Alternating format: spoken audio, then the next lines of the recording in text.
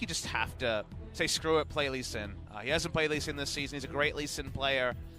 All these other picks aren't working out. When I went to the bathroom, just washing his hands was Spirit, and I hit him on the shoulder after his no comment on the roster changes. And I was like, nice game. He said, well, wait for game number 2. So oh, God, okay. I guess Afreeca Freecs have a more innovative comp going on here. Well, they haven't innovated the bans because Ezreal once again, going to be taken away.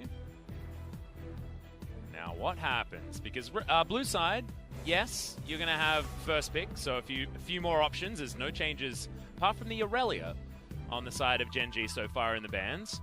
But now that you're on blue side, you can first pick one of these crazy things if they want to, and then just play chicken with a Galio. Well, I see Xayah banned. I guess they didn't want to ban Rakan because Proud plays it. Or seems like they're fishing for a Rakan. And also, maybe they just didn't want to first pick the counter. Rakan. Oh, there we go. Morgana gone. What do you got, Spirit? Which role you playing now, huh? Oh, man. They've fully banned Spirit. So if you're a good Rakan player, what's your random champion you also play? What's Proud's off-role champion?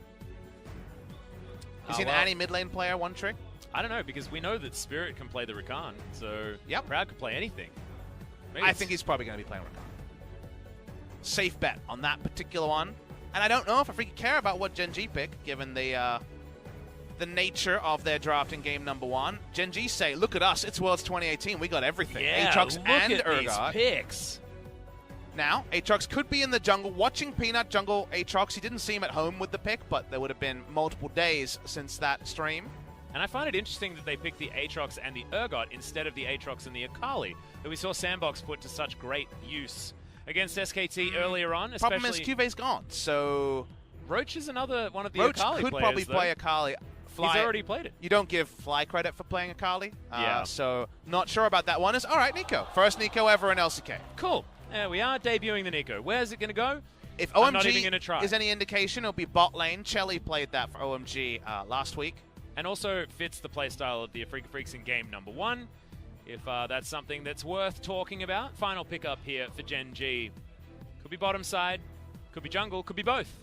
As Peanut looking to go back to, that's what I mean. Peanut looking to go back to an old faithful, so the Elise is locked in. See whether it is Peanut's champion. Of course, Life could theoretically pick it up like Lehens did.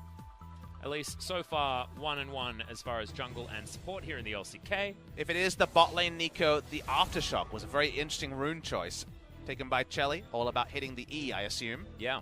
To proc the value there, but feels really nice when you got a big shield and those extra resists on the Pop Blossom. We'll zoom in on this game, as I imagine the Elise has to be a flex pick. You'd assume so, but Leona's going to be banned away, so they're expecting it to be in the hands of Peanut. Still some wry smiles coming in for our Afreeca Freecs players, but I feel like Gen G have crafted themselves a comp with a little bit more flexibility, as Camille is going to hit the bench. That Vayne is still available. Wonder how Nico jungle is. Because we do have Spirit we in do this have game. Spirit in the game, that's true. So, I don't know. We need more information on the side of Afreeca Freecs once again. Gen G, they're just picking these champions are pretty good, and Elise can be flexible. I like what they've done so far, but previous game was so unwinnable so quickly. Gragas is going to be locked in. That is most likely going over to Life. So it's a flex support, Elise or Gragas. Yeah. In this case, options left open, but not the strongest skirmishing jungler in the early game. You know who's the strong skirmishing jungler in the early game. Olaf definitely fits that particular equation. Whether it's in the hands of Dread or Spirit is the question. So far, the Summoner Spells are saying that it's most likely Dread that's going to be playing it, and he played it in the last game. So I'm guessing 1v2 bot lane Nico from Spirit to try to fill the Morgana role is what we're doing here. I wonder which lane the Kled prefers of these two. Ruler, probably just going to lock in Kai'Sa anyway. Yep, and that is going to be the case. So, Kai'Sa, Gragas, most likely on the bottom side of the map. We'll see exactly where these Bruiser boys are going to be going in the Aatrox, and the Urgot still very flexible there. But Yukal's back on the Akali, and it's now Spirit with the Nico in his hands. Feels like almost the combination of Morgana and Lulu mixed together. It does, and it kind of makes sense with the Morgana taken away because very, very hard to kill on a turret dive. Not going to be as easy for Proud to roam as it was with the Morgana there, but so damn slippery is Nico. I think Keen surely is the Kled player, but I guess we'll know at 20 seconds and we get that confirmed. I wonder what lane assignment they would prefer. of the two here. We've seen a lot more Akali versus Urgot. Feels like you either go big or go home in the Kled versus Aatrox matchup, and those early trades pretty painful. Yes, absolutely. But I feel like Gen G are set up a lot better this game to deal with what the Afreeca Freecs have thrown down. And yes, they've done some weird stuff. They're continuing to do some weird stuff with their awesome dude action on the bottom side of the map. There are a couple of junglers in there with Spirit subbing in for aiming in theory. But Dread, once again, early power in the jungle. They've got a lane that can theoretically make Ruler irrelevant for the first majority of the game, I guess, if they're going to make it as short as they did in game number 1. And it's Keen and Yukal that can try and get the carry moving forward. Oh, come on, Riot. You know Spirit's not in the jungle this time. It's going to be Dread. Dread was the one who got the one variable that there isn't an easy answer to, because Gragas does want to get the hell away from Olaf wherever possible. Yes. Now, with the final alignment, same is pretty true for Peanut on this at least. Can be a very feast or famine matchup, but you probably have to be pretty able to skip away with your E as we load into game number 2.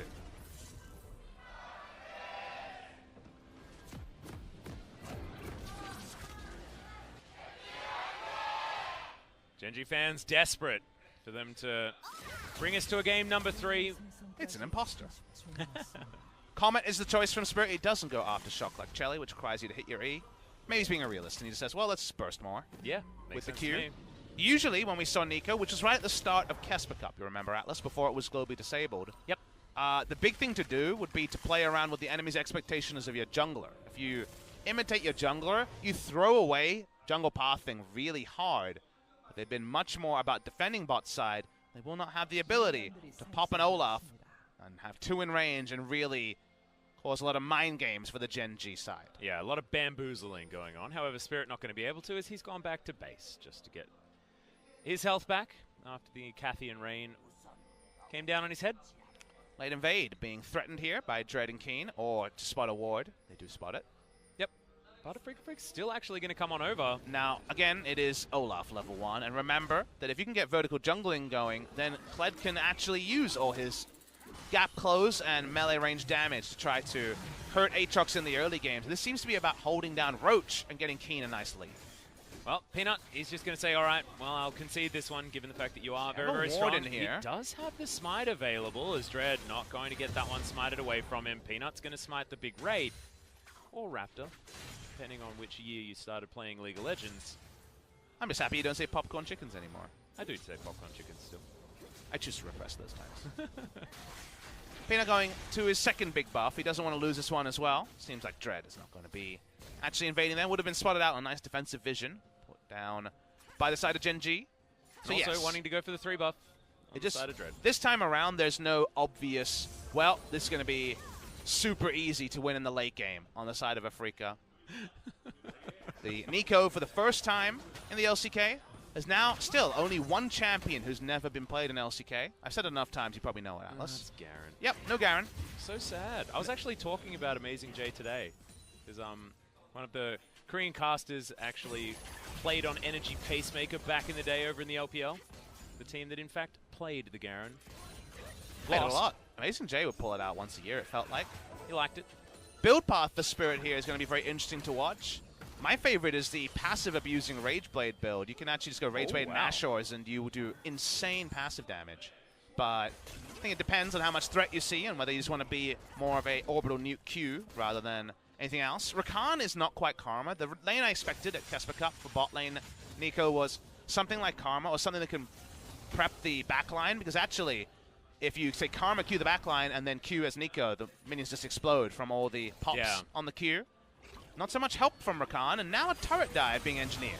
Yep, going for it, but no flash to come in from Life. That was a huge mistake as the teleport comes down as well. Heal is going to have to be used as well as the Ignite being on cooldown and the flash from the support of Gen G. In the end, it turns out the Keen wasn't needed, but he went for safety first. Olaf's level 4 with double bust, so he can help push out. As nice interrupt on the back and keeping Keen from growing any leads on top side. Yep, that's definitely good, but if Olaf gets any further ahead, that's also bad news. So him being in position just to shove that wave forward means that Roach now pushes it back out, and Keen doesn't lose quite as much. Because it's Spirit, I do think it's going to be more Luden's Echo and wave clear, much similar to the Morgana, but I think we will eventually see some of the bot lane attack speed abusing Nico's, because with the Rage Blade, your passive does a lot of damage when you're doing it every half second. It's real silly. And her auto attack actually feels very nice on the Nico. From my limited experience, Roach up here towards the top side, as you know, just pushing things back out as the Kled returns to the lane and now has Peanut up here to go for his second attempt at a potential gank. Skirmisher Saber in hand for the Elise. Dread continues to counter jungle. Not quite level 6, but happy times for the Olaf in this matchup. The Bear Trap on a rope interaction with the Infernal Change is a very interesting one, actually. As both of you want to get out of the way, so if you hit the other one with the other one, feels like it's a bit of a moot point. As Undertow lands onto Peanut. He can take blue buff very happily this game, can Dread. Helps with his experience lead. He pops the Predator just to put more mind games onto Peanut. Yep, was because Fly was back in base, but he teleports to get back to the mid lane, so things are going to be okay for Peanut now in order to take his Raptor camp, but his position very well known. Roach, you're too far up, mate. And Dread is curling his way around as well. The Bear Trap is indeed on the rope as Roach almost goes down to just Keen alone. A lot of damage comes in there as the flash forward to the Undertow. They wanted to give it to Keen, and they'll eventually do so. Really, really poor lane position to be that far up. They just saw the enemy jungler on the top red side.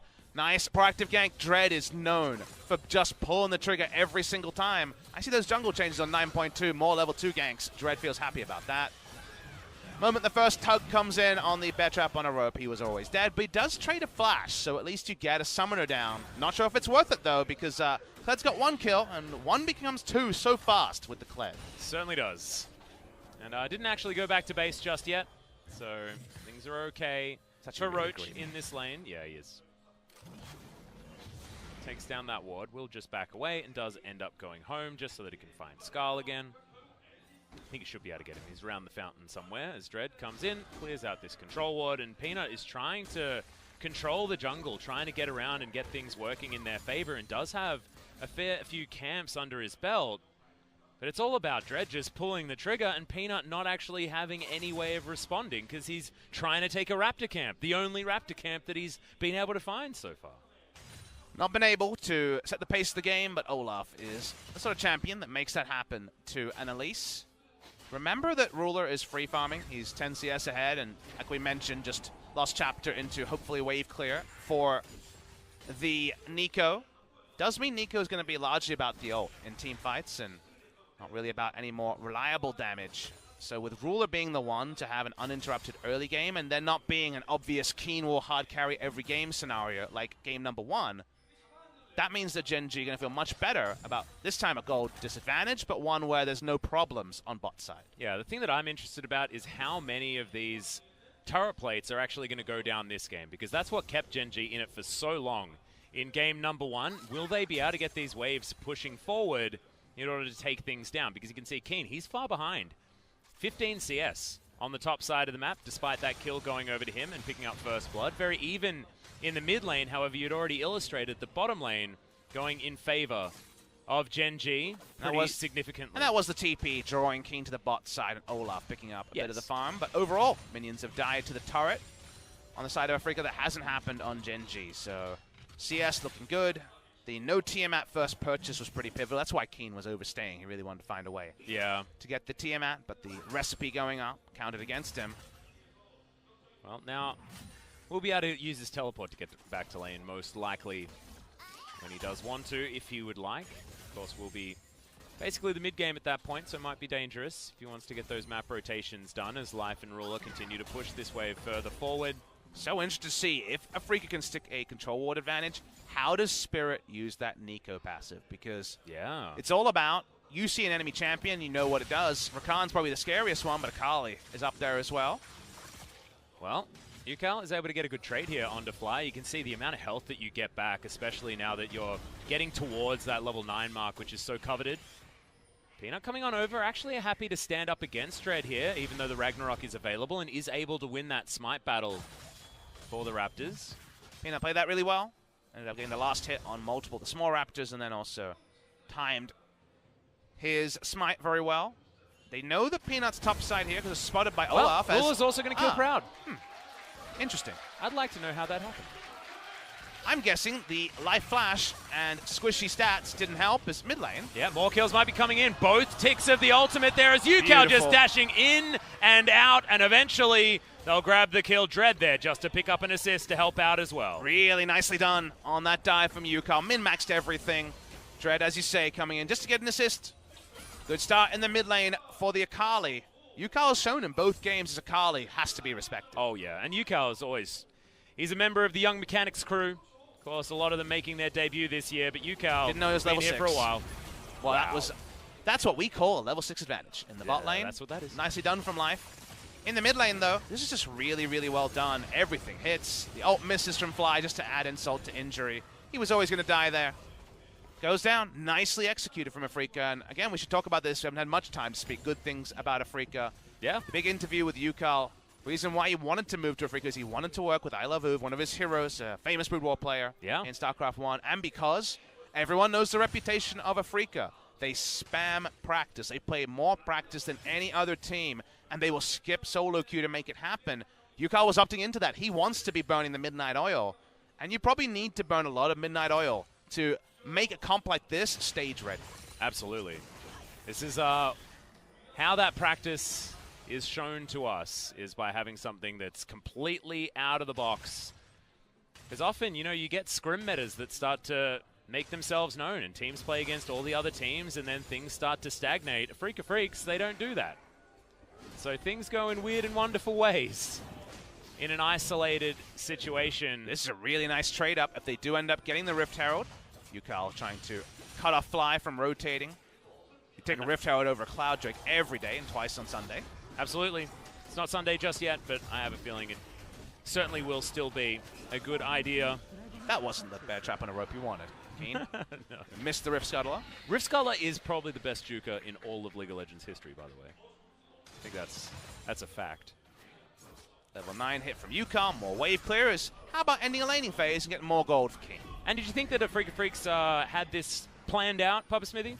Can you see has any vision available on the top side of the map to allow Shelly to get in here? I have a feeling that there certainly are, as the Infernal Chain's going to pull one back. Roach does have the World Ender as Keen. Skarl has to say goodbye as Yukao biding his time, waiting for that World Ender to stop as Fly gets on in there. Shelly gets her charge off, and Roach doesn't have the ultimate activate and now has to go back home, but Afreeca Freecs fail the dive. What I'll give Afreeca Freecs credit for in this madness of 2 games is they knew what Gen G was going to pick largely. They knew what to expect in terms of first round. We talked about the Galio Nocturne in the first game. I think they are not surprised to see Urgot and Aatrox be wielded, and that's the part they were ready for. Now, getting plenty of gold onto Keen. It's not the Vayne this time, but if I learned anything from going over to China and seeing Doinby pop off on the Kled, one of the big kind of moments that really cemented China winning that Rift Rivals, you know, you got to respect Kled, and he's got a lot of solo gold, but not that much CS given all the rotations on the map. Yeah, exactly. And in fact, going over to China just in general, it feels like all of the players over there are Kled players. 957 also phenomenal Kled player. One that we've been following for quite some time. I don't think we should talk about WE. Every time I look at their results, it's, I know, it's very sad. It's just depressing. Yeah. I don't think 957 is even playing for them anymore. I don't know. At least on the starting roster. I don't know. I get too sad. That's fair. Yeah. I was too much of a Shie fan. He's back, apparently. He hasn't played all season. No one knows what's happening with WE, guys. I know, it's just it's scary. But no one really knows what's going on with the Afreeca Freecs either. It's true. And we came into this, we knew about the rosters a little bit further in advance, and we tried to get information, couldn't get any at all, ever, from anyone. We definitely double, triple checked on the, I guess, Dread's playing 80 carry situation. Yep, spoke to all of the Korean casters. They're all as frustrated as we are. Feel a little bit more resigned to that fact, though, as, okay, Roach going to get dove once again. This time doesn't have the World Ender available, and Keen just so happy to tank up this turret. There's the bear trap. See you later, buddy. The Kled is getting strong. Ruler gets a turret plate, but I think killing your top laner sounds like a better trade. I think Roach is making some pretty big mistakes. We talked about the first kill. This time, his ult is down, and he flashes away from Predator Olaf. That doesn't do anything. Olaf has the most chase power ever. You are always dead. On the top side, so Summoner down, turret down, a lot of gold going to Keen. But Ruler, in all of this action, just been farming it up, and Ruler in the late game, one of the safest investments we have in the LCK. Yep. And UCal now tagging up Fly here in the mid lane. The Akali also probably going to be the one to try and deal with Ruler. You will get a lot of the blame at the end of this game if it doesn't say Afreeca Freecs win, as Life trying to get one back, and that's an easy Spirit delivery underneath the turret. Life gets out of turret range, and they will take this one down as well. Gen G getting their eye in for these pickoffs. And now we know, once again, Ruler versus Keen, but in very different scenario. With the Kled being worn by Keen in game number 2. Nice decisive play there. Life's flashes, his engage supports have been really good. He was really good on these supports. In Casper Cup, it's the Tom Kenches that have not worked out for the side of Gen G. Nice little moment there. 2 kills on Ruler, 2 kills on Keen. Well, I'll have a look at it again. But no surprises, guys. We saw this one before, but it was Proud that died. It was just really nicely done. Yeah, clean. Spirit dies instantly. Go back to mid lane here. Where's Akali at? I see a Rage Blade. No, not a Rage Blade. A Hextech Gunblade. Yeah, Oblivion Orb on the way there as well with that Ruby Crystal being picked up. No shoes yet, but they'll come. Yep. Got the Blood Moon skin, so couldn't find sandals in the shop, I guess. Spirit really sad that he's not playing Morgana. Yeah. Morgana wouldn't have died. He's playing the new Tricky Morgana. It's true. Yeah, Tricky Morgana. Could just play Karma. That's true. Advice I gave to Gen G a lot at Worlds. When it comes to like just wave clear on the bottom side of the map, there's a few different choices that you could have as Spirit throws a version of himself into that brush. Thankfully, it's not the real one because the Acathian Rain is really starting to hurt now that it is evolved. Good news is that if you all in onto Spirit with the Killer Instinct, you can just ult. So Pop Blossom does deal with the aggressive engage in the 1v1 between Ruler and Spirit. Potentially in the team fight as well, if we do get some of these cluster team fights, as 4 members of Afreeca Freecs, they are going to engage though, and Gen G were just spotted out. UCal comes through, that's a celebratory Pop Blossom, and Peanut cannot escape. Life, do you have any of those combos left over? I think the answer is no, as the bear trap on a rope isn't going to work out, and Life does actually make it out to safety, but damn, they got dunked by Proud's first pick Rakan there. That was huge. Coming through from the support here on Afreeca. That's infernal as well, Atlas. Yep. That's a lead change if I ever saw one. Damn right it is. And we've got 1,000 gold now in favor of the Afreeca Freecs. Roach just on the top side has to look on in horror as the rest of his team cannot get anything done. Watch the replay here. The ward is down. They start clearing it, and Proud says, oh no, I'm going in right now. They dive in, and doesn't matter if you got stasis. Doesn't matter. What's going on the side of Gen G? You guys are instantly dead, and they even get over the wall to finish up Peanut as well. Love it when a plan comes together, and that plan was so decisive from Afreeca Freecs. And watching this team skirmish in these messy, short-range kinds of fights, Kled and Akali, and then you put the Nico on top of it, this composition just thrives like this. Gen G have to avoid any sort of skirmish that works out like that ever. They just cannot do it. They need to pray for some sort of front-to-back situation, 5 versus 5, when they can use some of their disengage, try and get Roach actually involved. The problem there was 2 people walk into a bush that's not warded, that they haven't been able to sweep, and then they slowly start killing a ward when they don't have vision of the pixel brush there. That's the problem there, is the decision-making from the side of Gen G. You don't have to have a buddy system to clear that ward. You can have one person and one person lingering behind, a cocoon perhaps, to throw out. They didn't do that. They skipped some steps, and that's tripped over Gen G multiple times already, and what's now looking like a potential 0-6 start for our Casper Cup finalists. Very scary, but it's a really beautiful redemption arc coming in for the Afreeca Freecs, who now go back to their crazy style, and it works out. I actually love it because it means that now we'll get more of this mentalness, as Dread doesn't quite find the smite on his red buff. This time Peanut giving him a little bit of his own back after what was a difficult thing to deal with in game number 1, the Camille taking his red buffs over and over again. Kai'Sa needs to be dealt with by Akali. That's probably the easiest way here. Olaf and Kled can do a decent job, but much easier to reposition. He's in a good spot to do that as well, like 2-0 and 1 now. Yeah, but 2-0 and 2 core items onto Kai'Sa can't be trifled with as well. There's fights in this game that Gen G wins, and we could never honestly say that in game number 1. Yeah. And also, he's very, very rich. 8,000 gold, actually 1.2 ahead of the Akali, who already has a 500 gold bounty, which is why the 600 one is being held by Ruler. If you guys joining us late, Dread was listed in the bot lane carry role. It's been played by Spirit 2 games in a row on Morgana in game number 1 Bang Style, and now onto the Nico We pushed for information, no information at all provided by Afreeca Freecs about why, but aiming sitting out, at least for today. It's a secret, I guess is the term. Spirit now that he's got a few items on him, it's not like the Morgana. I feel like the wave clear is much more instant here with a Nico in your hand, so it does give them a little bit more room to move as Keen. Skal's still here, so certainly has a buffer when it comes to being able to overstay, but it's going to indicate that there was a potential gank heading up towards the top side of the map. Afreeca Freecs say nope. They do get the heck out of there. Their coordination has been so good here in this game. Yukao going to move over a ward, but I think he's just going to continue on forward. Yeah. You got the charge, and Ruler does make it out. Proud tanks up so many turret shots. The ultimate's going to miss from Fly. It's a lot of tools now on cooldown, but Yukao in the rough position. It's a 1-for-1 so far, and Yukao, he does make it out, but by the skin of his teeth. That was just too deep by the Afreeca Freecs. The moment that they got a summoner out of Ruler, they had to disengage. Yukao. What is this? What is this? I think he's trying to look for a place to recall. Yeah, he's going to just jump into this brush. He's going to get be out. able to do his best Ruler impression. Fly checked the wrong brush, and he does make it home. I assume Voidseeker on cooldown there. Couldn't check that brush. Gen G, though, trade just decently. They get out and get a top lane turret as well.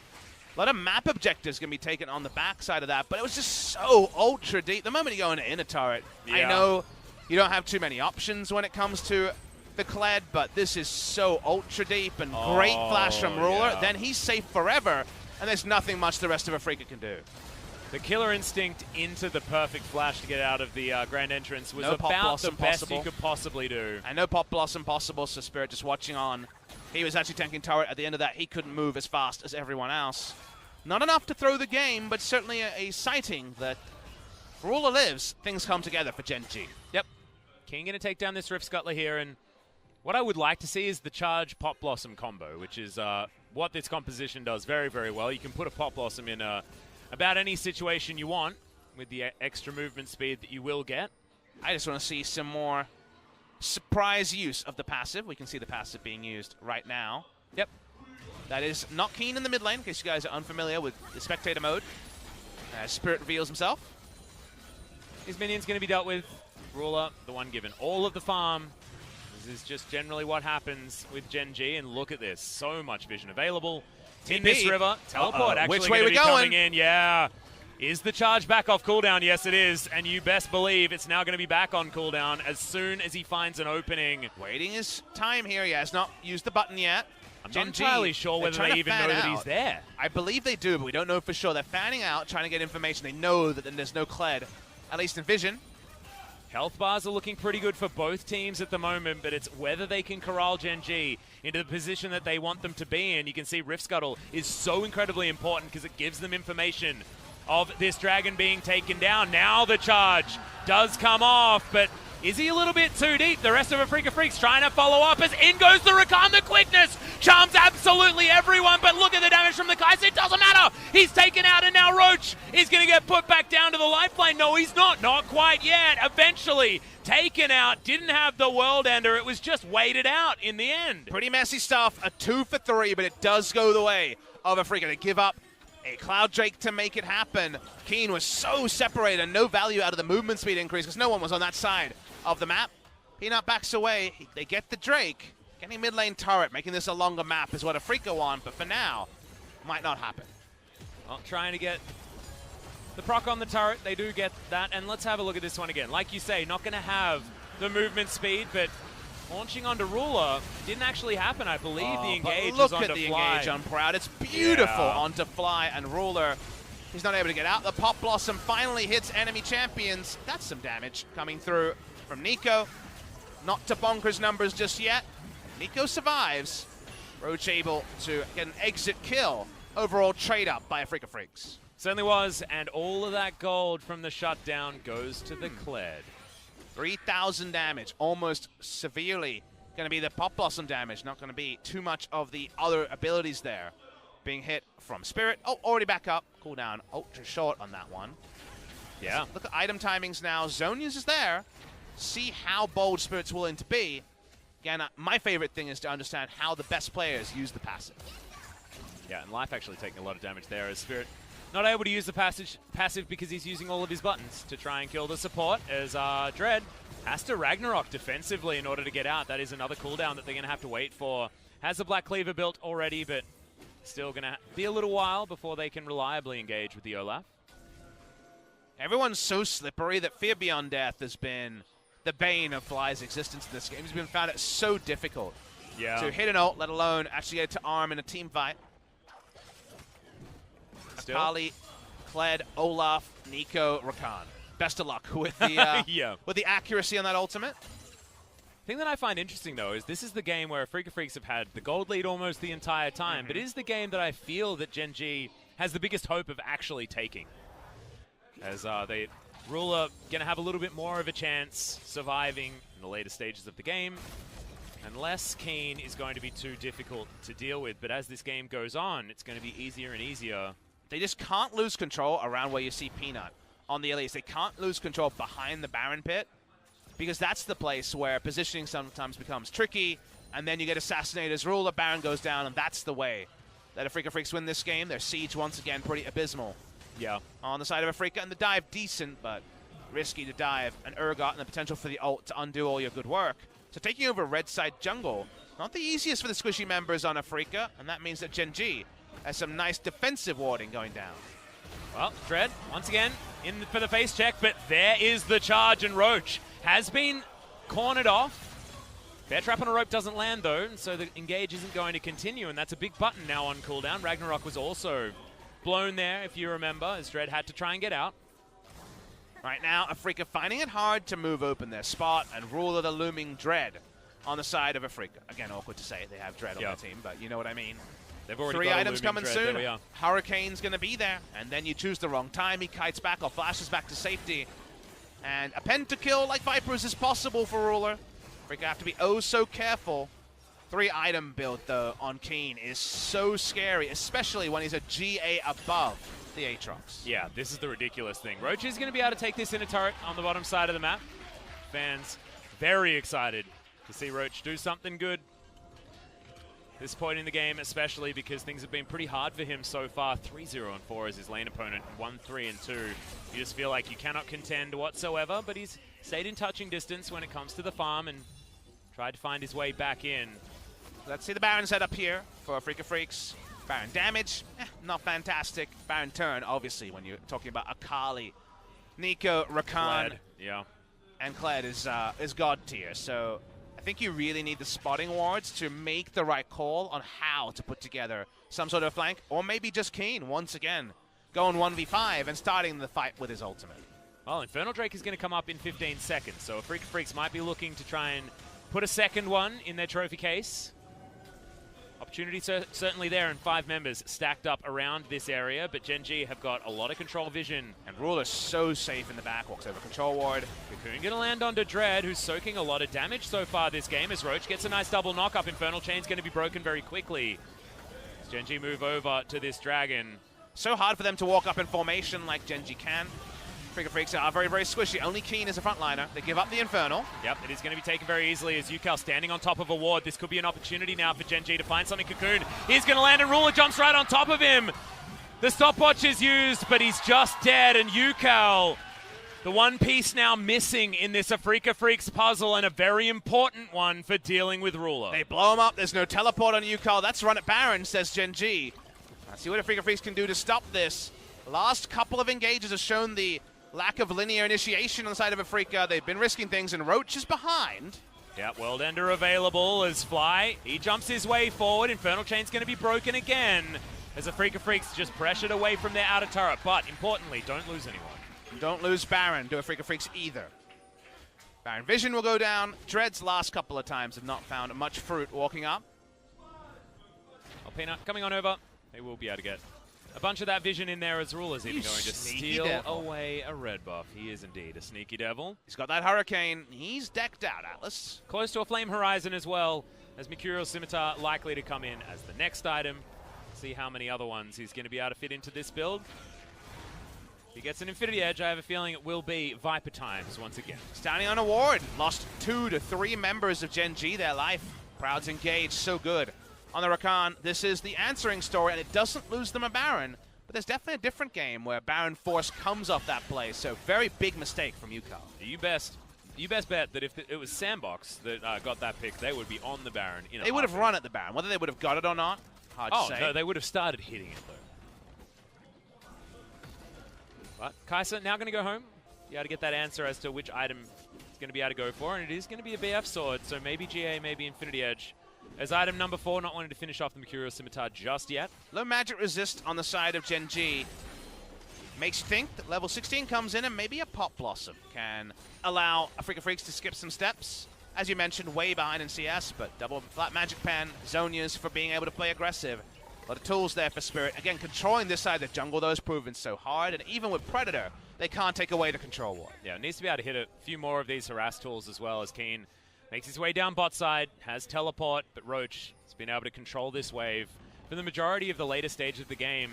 Interesting that they win this fight, they take down the turret, but Gold is still extremely close Roach between trying Gen again. G and Afreeca. I like that he keeps setting up for these flanks. They are in control vision, so a lot of cost there. I hear the ultimate from Kled. What are we doing? Yep, charge is going to fly forward. Yukal jumps into the backline. They're going for Ruler. The ultimate's going to be there. The flash comes down as well, but Ruler picks up the kill. The Kled takes down the Aatrox, and now Ruler is using a red buff to get his health back. It's a 1-for-1, but Afreeca didn't get the one they wanted. And Ruler is high enough in health to stay there to fight back, and that means Baron's not possible. Here's the turn. Yeah, Fly looking for Dread. The Fear Beyond Death should be there as the knock-up comes down. So much burst damage coming in as the Pop Blossom set up. Fly is going to be dead. Only 3 members alive from Gen G, but look at Ruler. He is still here, and that is the important part. No ult used by Fly. He didn't fancy his chances. Dies with the Fear Beyond Death available. Pretty Rambo of Yukal to think that he was strong enough to just dive into what was always going to be 2 to 3 people. Doesn't take down Ruler. We come back from all of this. He does get both summoners from Ruler, but that's the most you can say. Yep. Still good news. Does have his QSS still available, does Ruler, so that is certainly good news. Not the most times to use QSS against a Kai. I guess Not the really. mini stun on the first He wants part to of the arc. QSS the damage. QSS That'd the be damage. nice. Yeah, if only. When I watched the replay, we were focused on the top side because Yukal got pretty close to Ruler. He's actually a level down, which lets you know how this game has gone. Yeah, Ruler has been getting everything. I'm at level 16. Maybe the death comes in, but this was the other side of the fight. That was all about Spirit. He hits the E, and then from there, Aatrox just dies. Yep, nothing he can do. Doesn't even use the World Ender to buy some extra time. Might have been effective, might not have been, and might have just had too much of that white CC bar, so that he couldn't actually press the R button at all. Infinity Edge is done here for Ruler, though. His damage is only worse now. Annoyingly, though, he has to deal with Kled dive, Olaf dive, Akali dive. The chances of Hurricane actually working this team fight probably means that it was just a missed execution from Afreeca and too easy for Gen G. Kiting top side here. There is a blue trinket ward on the Baron. Yep, control vision now being cleared just in the lane as Fly's going to come on over. Purges that one, but doesn't get the 4th hit. Afreeca's trying to save it. Spirit throws his clone through, doesn't get the snare. Ruler, highest level in the game, level 17, the only person. Well, the charge is going to come out once again. You best believe they're going for Ruler. The quickness is going to land on top of him. Killer Instinct does come down as the stopwatch is there, but Ruler has fallen! And Gen G now need to try and pick up the pieces. Spirit goes into his stopwatch as well, but Proud, he's down. Keen trying to get the damage in. The battle dance is so beautiful, and Keen goes into the stopwatch. Welcome back to the party, Skull. That's going to refill his health bar as Peanut. He goes for the fancy play, but does not get it. Such a desperate fight between Afreeca and Gen G. Had no idea which way it would go, even after the Pop Blossom hit on multiple members. But Ruler dies. The summoners being down matters. Afreeca Freecs' health bars are pretty low, so maybe an Infernal is the most they can get. Yep, Infernal's where they're going to go. They're going to augment their first one with a second, but let's have a look at this one again, like you say. We watch Ruler here. He's hit by the Trump. QS is out, then ults. Nicely done by Ruler. He's actually pretty healthy at this point. But eventually, something's got to give. Ruler finally goes down the Pop Blossom, hitting some nice damage numbers, even though it's not with any CS behind it. Spirit is way behind Ruler in this particular game. From there, it's all about Keen staying in combat. He does, and welcome back from stasis, and hello to Scar. Yeah, exactly. This feels so difficult to deal with, having 2 health bars at GA. Some invulnerability thrown in the middle there. As you can see, the Afreeca Freecs coaching staff still having a great time, even if they are maybe a little bit more nervous this time. I like the stress being worn on the coaches there for good reason. game is still far from over. Every time summoners are back up on Gen.G, Ruler can potentially kite hard. 38-70. That's a level 16 Pop Blossom right there. That's some big damage. Also big damage coming in from Peanut. Not entirely sure how he topped damage for his team, but I guess that's just a stat that comes out when you are a full AP Elise with the Zhonya's as well as an Oblivion Orb Sork Shoes combo. Is Afreeca Freecs. Aatrox has TP of his own. Yeah, they're starting this one up. Waiting for the turn here. Remember that Baron damage isn't great, so Gen.G have to be careful here. They know the Rakan is trying to make them accountable. Yep, just trying to tank this one up using the Skull, because they can basically for free as here comes the charge. They're looking to try and get on top of Ruler, who's just running as far away as they possibly can. Now Life buying some time. The Grand Entrance not going to land. Pop Blossom onto Roach, but Ruler just cannot find an opportunity to auto-attack.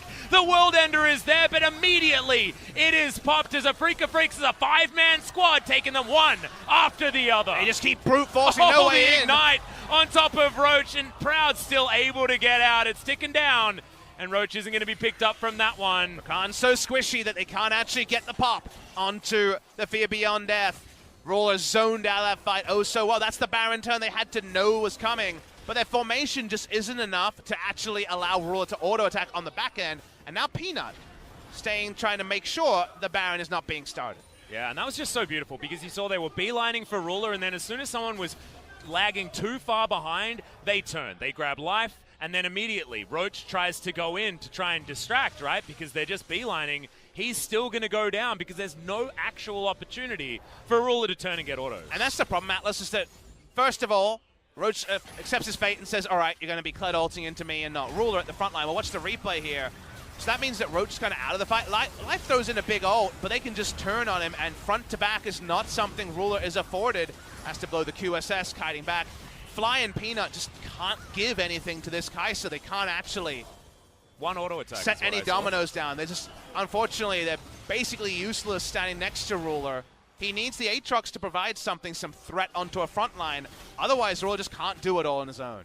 Well, there's still some flashes that we're waiting for, but Ruler does have his available. So Gen.G with a few more defensive tools here for their superstar AD carry that has so much on his shoulders this game. There's just not enough items in the shop to give Ruler what he needs in order to carry this game. That's what Gen.G are asking of him. 2 Infernal Drakes now. 2,000 gold is absolutely nothing here at 36, almost 37 minutes into this game. Until Gen.G can take a Baron, Afreeca just get a do-over every 60 seconds where 4 people dive at Ruler and either they accidentally kill people on the way or they kill Ruler and Gen.G lose. That's the problem we're seeing here. They have very little control of the map, trying to put down wards where they can, but they feel disconnected, trying to both have enough threat just to stop Afreeca from kiting away and open up space from Ruler. And as this game goes on as well, it's the Afreeca Freecs members that are going to be powering up because Ruler is 100% of what they need to worry about, apart from Roach getting some extra damage here and there. Meanwhile, everyone does damage on the side of Afreeca. I don't even know who you can ignore. Exactly. This is the thing. Everyone just pile drives Ruler. And Afreeca Freecs say, well, is he dead? Is he dead? They look at the big smoke clearing like in a Dragon Ball Z episode, and if the bad guy's still there, they just rinse and repeat. Go for it yet again. If Ruler plays every fight perfectly, they might still lose. That's the problem we see here, because the tank line has been a little bit all over the place for the side of Gen.G with Cuvée out and Roach in. Fly is going to find Fly, and he might be caught out of position here as Dread can follow. Keen can get on top. Surprised that we didn't go for a pickoff, but this is Afreeca understanding their win condition. Kill Ruler or don't kill anyone. Spirit doesn't have Flash, but does have one hell of a Pop Blossom ready to go. Oh, yeah. So we're watching here, very finely poised. Summoners down on Spirit, but none down on the side of Gen.G when it comes to flashes. Could it just be a god-tier engage from Life? So far his ults have been multi-man, but not enough to actually disengage or truly engage onto Afreeca. One thing I'd really like to see is Keen go for a flank and then Spirit turn into him. Because having the charge come from an angle that you're not necessarily expecting is certainly something that can be utilized very effectively, as we're looking to go for a bit of a trade here as we've got some very beautiful camera work. 3-stack Elder with an Infernal, and Gen.G are going to be here. They could have a smite if they want it. I think Afreeca just trading down straight up, but let's watch this one. They want to turn off Baron. Yep, and you've got Peanut making his way over very, very quickly. It's going to be a 50-50. They traded this for a 50-50. That's exactly not what you want as Gen.G coming over. They've already softened them up so much. And Ruler going to dash into the backline, but can he get there? The quickness He's going to land on top of him, and Afreeca haven't lost anyone yet, but Roach says no. So much damage comes down, and Keen going to be the first to go. Yukao can't offer anything back, and I have a feeling this could just be the game. I might be going to game number 3, Atlas. That was the map call they needed to make. Great macro call there. Whoever did it, hold your hand up and feel good. Gen.G can push through mid lane, and there's not enough wave clear alive to stop the game ending. Yeah, Ruler just does so much damn damage that it looked like a red buff was being taken there as Proud. This gets flashed on by Ruler, who is so angry with how this series has gone. Dread can't do anything, just offers his life to the gods. And we will be going to a game number 3. Gen.G keeping Afreeca honest as they get to the late game, which is exactly where they thrive. And the Gen.G faithful feels so good to finally get their first game win of LCK Spring 2019. Peanut smiling on the overlay here. It all was about that call to go to Elder, and Afreeca seemed confused, even though they have veterans on the team. Spirit still there. Yeah. With Dread in the jungle role. It's not able to make the right call. They give away Elder for free. Their Baron damage, as we spoke about, was on the lower side. They seemed caught between two different ideas, even though on every other way, it seemed like Afreeca were poised to take down game number 2. Yeah, exactly. And this time around, Spirit didn't exactly have a great time. The Pop Blossoms, some of them were fantastic. The team fights were working out. But in the end, he just got exploded. And having one macro decision decide an entire game is actually really difficult to bounce back from, because it's been so long and Afreeca felt like they were in control. But Ruler got to 6 items, and then one mistake does mean it could just be the end of the game, and in fact, it was. Definitely a game where it was conspicuous that Spirit was off-rolling, because the Morgana, yeah, you know, it's Morgana, but in this particular game, I felt like he team-fighted well, but yeah, giving a free laning phase and then some over to Ruler is just really hard. And look, they still had a very good chance to win this game. I still think it's a mismanagement by Afreeca, yes, and a very nice call to take the Elder by Gen.G. It almost worked, but it doesn't feel reliable to play multiple games of Spirit Nico and take down multiple wins. Yeah, exactly. Well, we'll see whether they have any more for us as far as game number 3 is concerned, because Afreeca, they probably have some of them planned, yep, but what is it that's actually going to be brought out? Because I loved the Vayne. The Kled not being able to close the distance on the Kai'Sa as reliably or carry just as hard as, look at this, so much damage from everyone, yeah, on the side of Gen.G. That is just insane, and Don't Spirit the one carrying through. Over 10,000 damage on everyone on a team, but even Gragas was able to put out 11,000 damage. Sad Proud is sad, even though he played very well on those early engages that punished Gen.G in the early game. Very amusing series so far, and we still have no idea who's going to play in game number 3, what direction it's going to take. There's still plenty more 45-degree turns that this series can take. Yeah, exactly. Are we going to have aiming subbed back in? We might. There might be something to change on the side of the Afreeca Freecs, but I think finally Gen.G have found something that they can be proud of. So game number 3 is going to be an exciting one. Stick around. It's coming up right after the break.